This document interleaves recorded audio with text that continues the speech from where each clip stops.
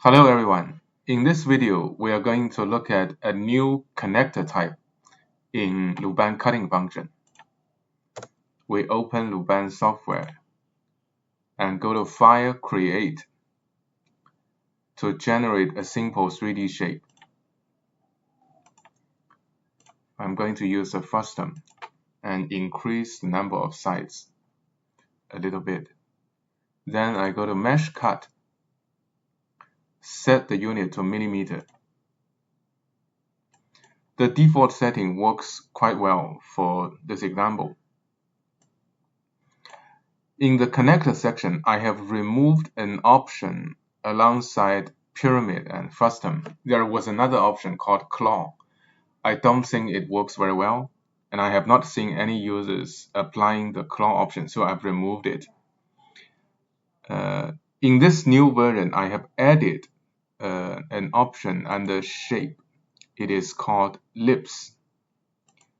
When you choose a specific shape, together with the option of pyramid and frustum, you can control the overall 3D shape of the connector. So let's do a cut. And by the way, the tolerance is usually set to a negative value. So now we have a plug connector.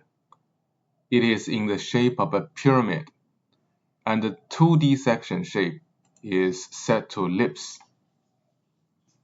We click Cut, select Export Folder, and that is cut in half. To visualize the connector, we have several ways. First, we can use explode function. If you press E, keyboard shortcut E, and then keyboard shortcut R, E and R, you can explode and restore.